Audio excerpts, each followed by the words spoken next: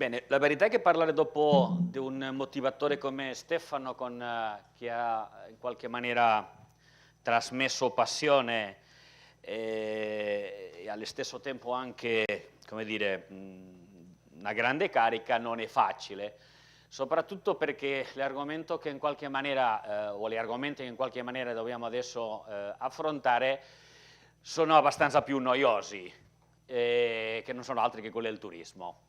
Non so voi, ma io che ormai sono quasi più di mezza vita nel turismo, comincio a essere un po' stufo del turismo. Vorrei cambiare mestiere, il problema è che sono troppo vecchio, devo aspettare, e non ci arrivo alla quota 100 ancora, devo aspettare un po'. Bene, detto questo, andiamo in qualche maniera, partendo di quello che ci ha raccontato Sensini e anche Dara, le sport, tentiamo di capire in qualche maniera come lo sport può essere, diciamo, di aiuto all'interno del turismo, da una parte, ma anche uno degli argomenti importanti della giornata, che è quello della cultura, o più in profondità, gli eventi identitari culturali di una destinazione, come può essere assolutamente la Sardegna. Allora, iniziamo con questa logica, sport e cultura, due attrattori in crescita. Beh, dobbiamo cominciare a ragionare se sono realmente attrattori in crescita. Diciamo che sì, ma forse non come noi pensiamo. Stefano è stato molto bravo a dire parecchie volte che una delle problematiche che in qualche maniera in Sardegna esiste è il modo nel quale noi ragioniamo, un po' dal punto di vista interno nostro, che non necessariamente rispecchia con quello che il mercato sta domandando. Allora, il problema però, io sono tentato ad andare un po' più in là, nel senso che il passato è passato, il presente ce l'abbiamo, il vero problema della Sardegna è guadagnarsi il futuro. Siamo d'accordo? Bene, perché il turista del futuro non è più come il turista che c'era, né c'è, si chiama millennial. Ok? Vi racconto un aneddoto che mi è successo la settimana scorsa, che mi ha mandato in crisi. Io faccio anche il direttore del Master del Sole 24 Ore. Allora, stavo facendo la lezione, eccetera, parlavo diciamo, dell'impatto degli sport, in particolare dei Giochi Olimpici, e raccontavo i Giochi Olimpici di Barcellona 92, dove io ho avuto la grande fortuna di lavorare. Ho iniziato in qualche maniera la mia esperienza, già veniva un po' da prima, però diciamo il mio grande salto professionale l'ho fatto lì. Allora raccontavo, eccetera, avevo una trentina di ragazze nel master che mi guardavano con una faccia del tipo: che cavolo ci sta raccontando questo? Io me li guardo, dopo un po', dico: scusate, faccio la domanda, nessuno era nato nel 92, e lì me ne sono reso conto che sono ormai vecchio. No, giuro, non ci avevo fatto caso, ragazzi, no, io sono del 2000, io del 2001, io del 99, dico, cazzarola, io al 92 già mangiavo e guadagnavo la pagnotta, ormai, tradotto, sono vecchio. Detto questo, dobbiamo ragionare se le sport e la cultura possono continuare a diventare un'attrattiva turistica. Allora, come sono in realtà le proposte di turismo culturale che noi abbiamo nel mercato oggi? Fondamentalmente sono dei 4 grandi ambiti. Quelle del patrimonio, il museo, eccetera, eccetera, le mostre, che sono stato già un po' di meno, ma per anni, diciamo, la grande risorsa delle destinazioni per attirare i turisti, gli eventi culturali, diciamo, abbastanza ampio raggio, e anche, diciamo, i festival musicali, teatrali, eccetera. Bene. Se andiamo a guardare l'ambito sportivo, tradizionalmente la proposta turistico-sportiva è costituita da questi grandi 2 elementi, ovvero i grandi eventi sportivi, Giochi Olimpici, campionati mondiali, atletica, eccetera, calcio ovviamente, basket un po' meno, ma sta guadagnando sicuramente importanza, il golf con Ryder Cup e anche quello che è il tennis. Bene, fondamentalmente stiamo guardando il sport da un punto di vista turistico di fruizione passiva. Ricordatevi questo perché è molto importante. Il modo nel quale la offerta turistico-culturale di eventi, la offerta turistico-sportiva si è organizzato non era altro che dare risposte al modello del turismo di massa. Cioè creiamo dei prodotti perché venga una massa importante di gente, di turisti, a godere delle fruizioni. E pertanto quello che è successo in tante destinazioni, in particolare in Italia, è diciamo come traduciamo la proposta per il turismo di massa a partire da quello che noi abbiamo. E la risposta è stata questa: eventi che sono o identitari, della tradizione, di moda, che normalmente si corrisponde, diciamo, all'ambito del design, eccetera, ma soprattutto a tutto l'ambito tradizionale, ma negli ultimi anni inventati, senza nessun tipo di tradizione, logica, eccetera, eccetera, perché cominciano ad andare già verso dove sta andando la domanda del turismo. Che cosa è successo? Bene, io come sono vecchio, negli anni 80 c'era una canzone che spopolava, ok? Vi ricordate? Quella del video Kill the Radio Star. Bene, che cosa vi sto dicendo? Internet ha ammazzato tutto quello che vi ho detto. Perché? Vi faccio un esempio. Per anni c'era il Festival della Letteratura di Mantova, d'accordo? Che spopolava, perché era il momento della presentazione dei libri, ci andavano gli autori, eccetera. Adesso è una caricatura di se stesso. Perché? Perché fino a 10 anni fa tutti aspettavano il Festival di Mantova per presentare le novità, i libri, eccetera. Oggi le novità le trovi, le compri nel Kindle in prepago. Ovvero, la informazione, gli eventi, li vedi attraverso, non c'è più la novità, perché dopo 36 secondi è in internet. Cosa vuol dire? Che il mondo del turismo culturale di eventi, passivo di andare a guardare, piuttosto che anche sportivo, internet lo ha ammazzato. Ok? Questo è uno dei motivi per i quali gli eventi tradizionali, sia sportivi come anche culturali, a meno che abbiano una, diciamo, grande specializzazione per la tematica, stanno in qualche maniera, come dire, scemando. Questa è la problematica. Bene, tenendo conto che non è possibile ritornare al passato, che cosa sta succedendo? Sta succedendo una diciamo per gli eventi classici, sportivi e anche, come dire, culturali, la riduzione del numero di visitatori e di turisti, la crescita della concorrenza, diciamo, per la, come dire, ripetizione, perché uno dei problemi che noi abbiamo in Italia è che se una destinazione si inventa un evento e funziona, dopo un quarto d'ora un'altra se l'ha copiata. Ok?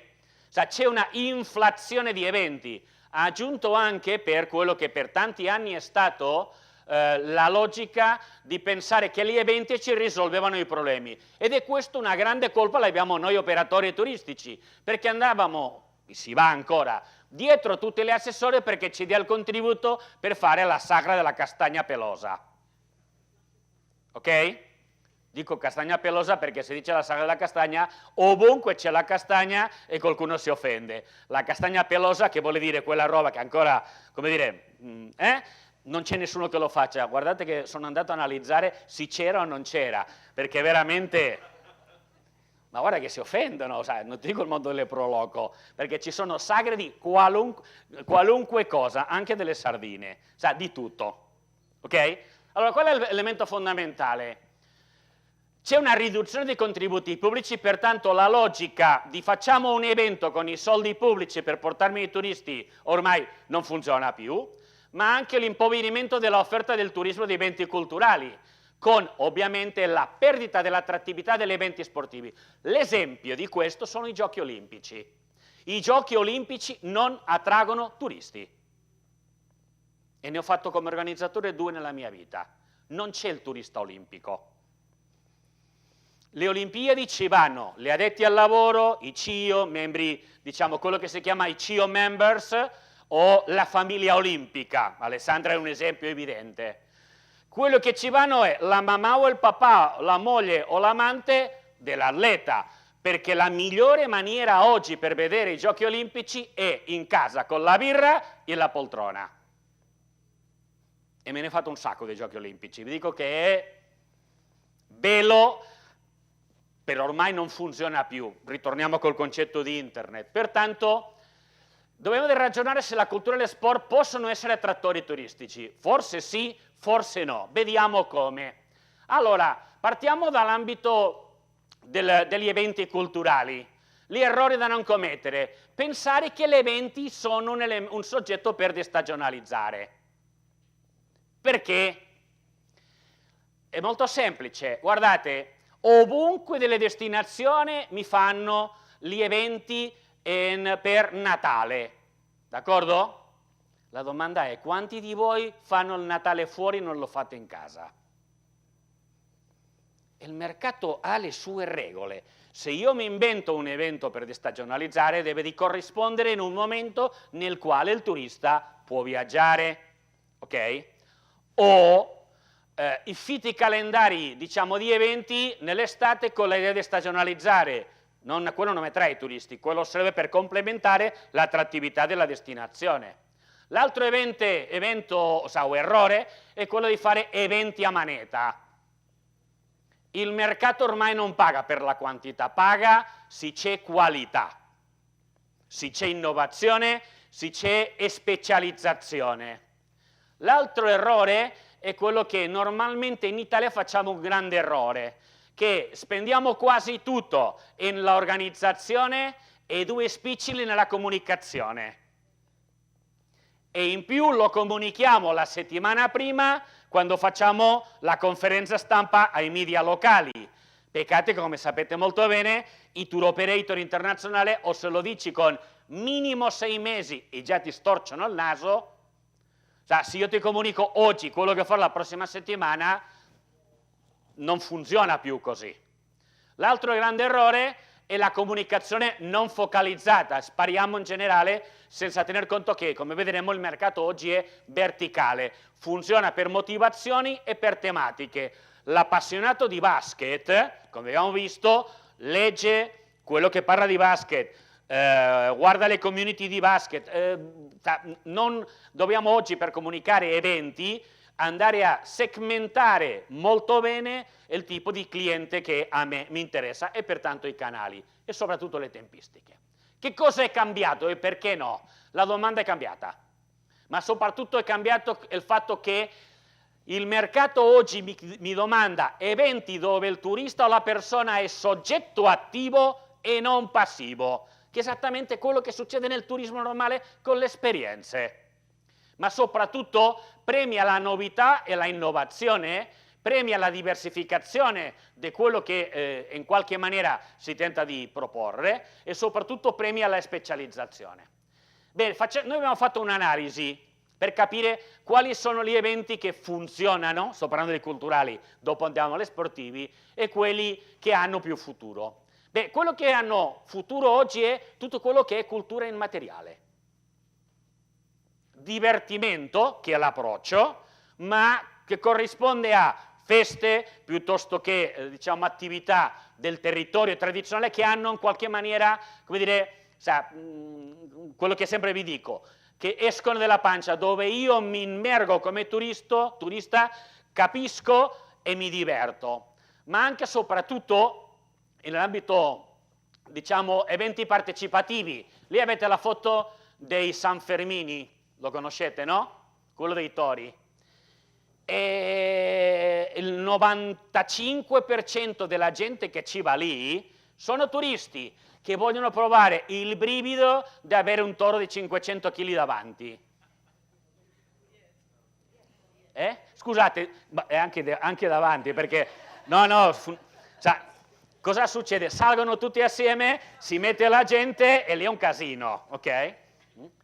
Io ci sono andato tanti anni fa, quando ero giovane e un po' meno intelligente, e quando ho visto quel bestione, con le corna così, ho detto, sai Giuseppe, lascia perdere, andiamo a pranzo, ok?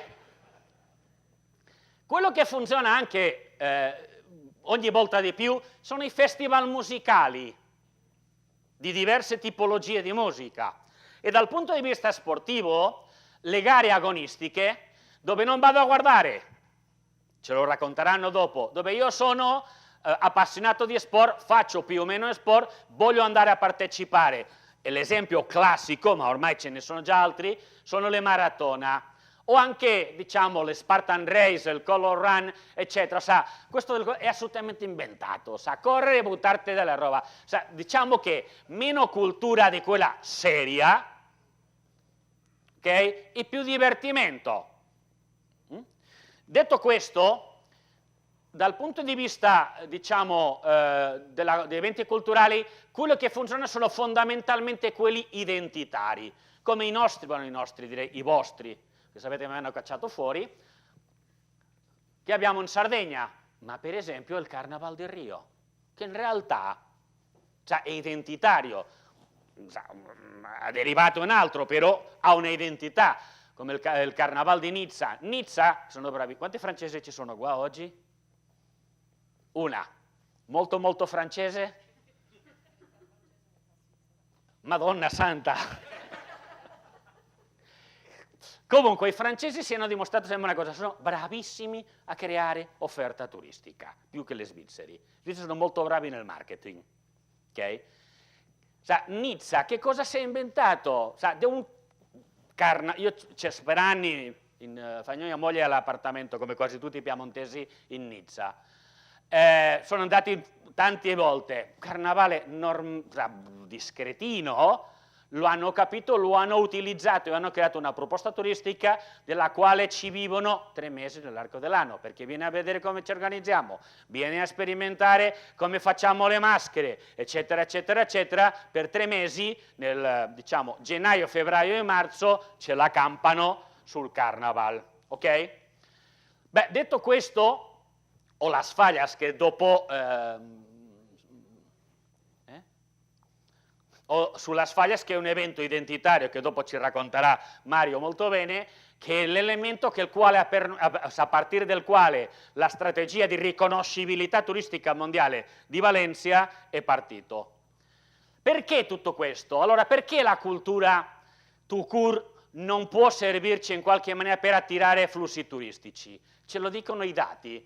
I dati ci dicono, ovviamente sono dell'Istat, che ovviamente 2/3 della crescita turistica dell'Italia, che come sappiamo non è uguale e inferiore a quei nostri competitor, è stata provocata dalla presenza di turisti stranieri in Italia, ma purtroppo, parliamo di turismo culturale, purtroppo si concentra in quello che vedete qua, Roma, Firenze, Venezia, Napoli, Palermo, stop.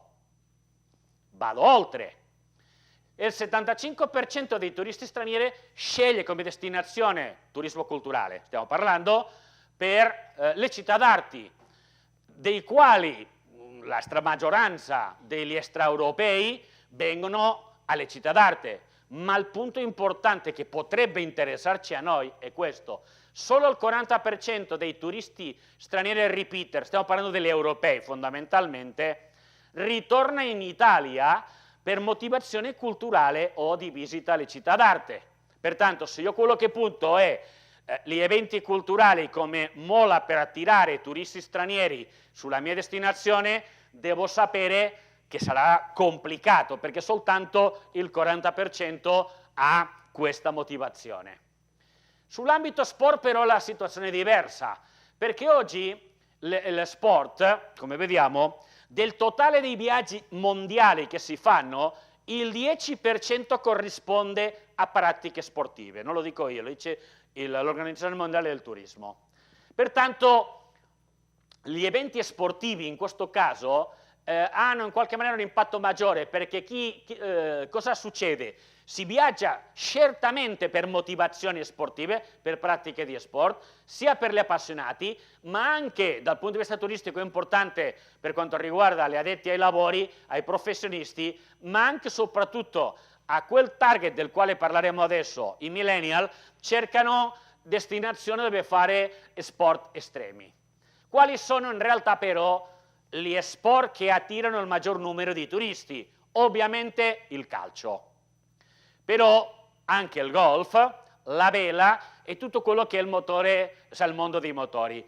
Vi anticipo che questo pomeriggio avremo in connessione via Skype Lorenzo Giannocaro, che ci racconterà come, e sfruttando il campionato mondiale di MotoGP, riescono a promuovere un prodotto come il Prosecco, facendo la concorrenza al champagne e promuovendo la zona ovviamente di Treviso come destinazione turistica e del Veneto, mettendo assieme turismo, cultura e utilizzando i grandi eventi sportivi del mondo del motore come strumento o canale per la promozione turistica.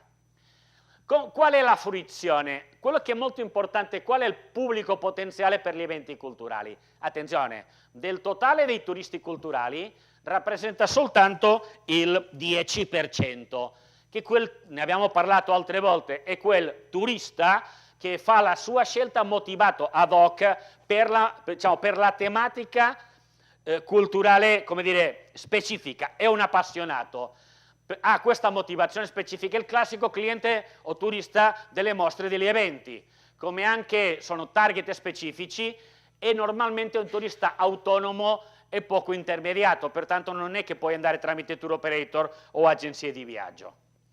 Allora, noi dobbiamo cominciare a ragionare che se io voglio come territorio, come destinazione, più grande o piccola che sia, utilizzare gli eventi culturali identitari, in realtà il mio mercato non è più la massa, è la nicchia e anche la micronicchia. E questo vuole dire fondamentalmente che devo considerare come oggi la domanda. I millennials come sono? Semplice. Sono organizzati che funzionano secondo la logica delle tribù. Mi interessa il basket, basket. Mi interessano i videogiochi, videogiochi. Non è trasversale, non ha interessi trasversali, ha interessi verticali. Funzionano molto sulla logica del fandom, lo traduco, le mode. Quello che va di moda è quello che gli interessa. Faccio un esempio che è anche turisticamente interessante. Quanti di voi ha seguito questa serie che si chiamava Giochi dei Troni? Trono di Spade, scusa, grazie, bravo. Io non l'ho seguito, pertanto si vede, no? Quanti di voi l'hanno seguita? 1, 2, 3, 4, 5. Posso dire? Siete in 4. Perché? Perché oggi sta diventando uno dei fenomeni turistici di rilancio di Dubrovnik, o dell'Andalusia in Siviglia, o di Faro in Portogallo.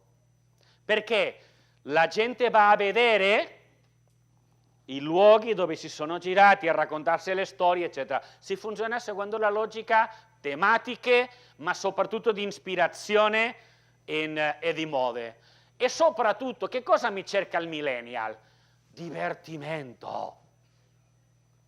Eventi dove si divertano. Ok? Pertanto, roba, come dire, seria, vorrei dire un po' scientifica, va benissimo, però se non siamo in grado di presentarlo e organizzarlo in modo dove il mio potenziale turista viene a partecipare e divertirsi, non mi funziona. Ok? Detto questo, quali sono i modelli identitari che funzionano? Ce ne sono tanti esempi, ma qui ce ne abbiamo 3. Sapete qual è questo di qua qual è? Bravo. È vero che, sì, scusa, la Oktoberfest, la festa della birra, è molto culturale, vero? Ma nasceva come culturale perché era il momento di aggregazione. Quanti anni fa è nato? Più di 100 anni fa l'Oktoberfest? Di più. Era il momento di aggregazione, eccetera, eccetera. Bene, cosa succede? Molto semplice, lo vedremo dopo in un esempio, che di Oktoberfest me l'hanno copiata, la troviamo ovunque. Ovunque. Abbiamo altro esempio, la tomatina di Buñol, grande divertimento, dove si tratta di prendere dei pomodori e divertirti a sparare i pomodori. Io devo di andarci, così mi tolgo un po' le stress, ok? o anche il carnevale di Ivrea in Piemonte, dove quello che si fa, mentre che quelli, diciamo, si buttano dei pomodori, lì si buttano delle arance, è un po' più pericoloso, fa più male. Giusto, prima le metti in freeze perché così sono ben... Io sono andato nel 2000 e quando ho capito che dovevo andare con il casco, tu hai detto, lascia stare, ok? Cioè, qual è la caratteristica? Ci sono tanti altri esempi comuni, la partecipazione e il coinvolgimento. Allora, gli eventi identitari che hanno e che avranno successo devono essere fondamentalmente costituiti a partire dalla logica del patrimonio immateriale, del territorio, ok? Che può essere o tradizionale, e su questo noi ne abbiamo. Immaginatevi una cosa, dico una provocazione. Questo qua che cosa è? Ecco, la mia domanda è, un turista può mettersi quello? Non dappertutto, lo so che dico una barbarità, va bene, ok? Però immaginatevi la goduria psicologica e orgasmica che può avere un turista mettendosi quello là. Se io gli vendo, vieni a fare questo, quanta gente non verrebbe?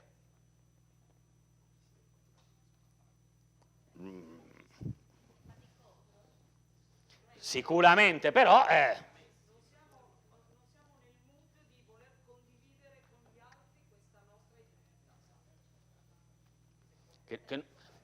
sono d'accordo, ok? Però si deve in qualche maniera, se voglio vivere il turismo e attirare... Cioè, quello che io non posso pretendere è che uno di Monaco di Baviera si prenda l'aereo per venire a vedere questo, ok? Perché non rientra nella sua cultura, non lo capisce. E non è che sia stupido, vuol dire non li entra. Dov'è l'errore nostro? Che noi pretendiamo che gli altri diano valore a quello che per me è importante. Bene, in conseguenza vi faccio una domanda, voi date valore alla festa della birra, all'Oktoberfest?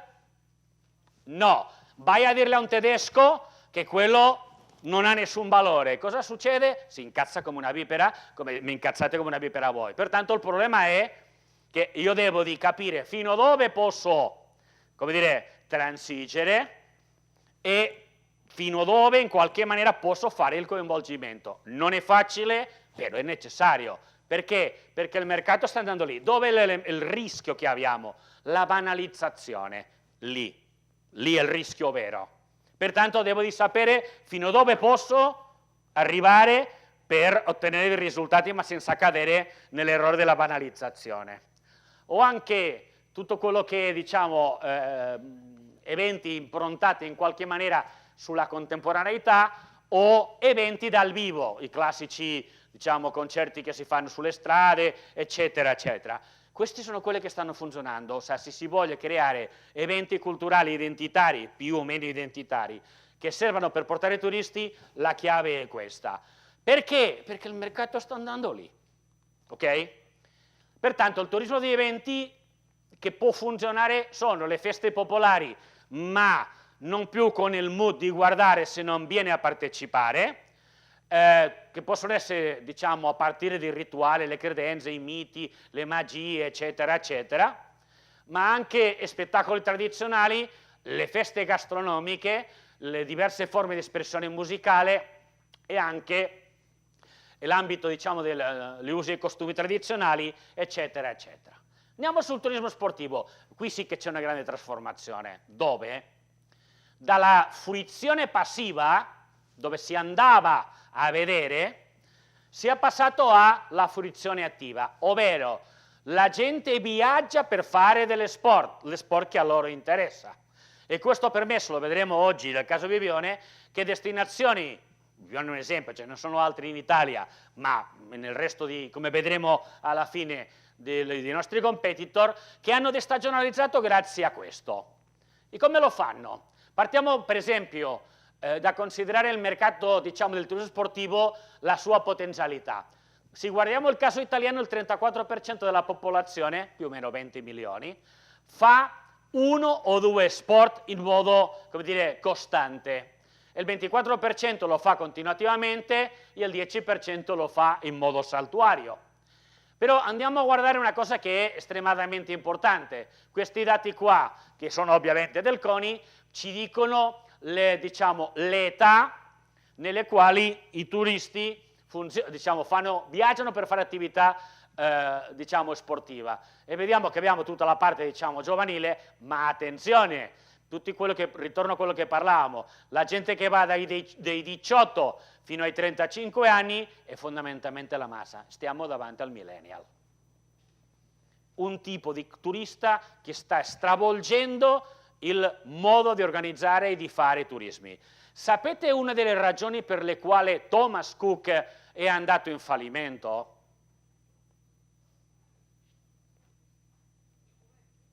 Dimmi?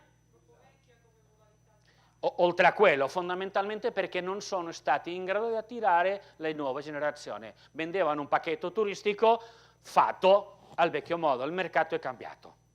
Okay? Detto questo, andiamo a vedere le principali tipologie di turismo sportivo. Da una parte abbiamo la pratica sportiva, cioè, io mi sto occupando, adesso vi faccio ridere. Sono stato chiamato dal Comune di Roma, con molto piacere vi dico che sto occupandomi di fare il piano strategico del turismo di Roma. Ok? E una delle motivazioni ho detto, ma scusate, perché mi avete chiamato? Sapete qual è stata la risposta? Se ce l'hai fatta con i sardi, ce la fai con i romani. Giuro. Giuro.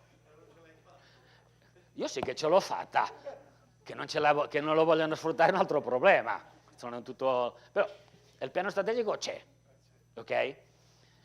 Detto questo, c'è la Marathon di Roma, che è la principale attrazione turistica, escludendo la parte, diciamo, culturale. New York è un esempio, Barcellona, eccetera, eccetera. Dopo abbiamo il turismo, diciamo, come spettacolo sportivo, ce l'ha parlato in qualche maniera Stefano prima, e abbiamo tutto quello che è il turismo dal punto di vista di contesto sportivo, ovvero quando il turista diventa l'attore di quello che sta facendo come sport. L'esempio sono i camp, i corsi, eccetera, eccetera. Su questo approfondiamo.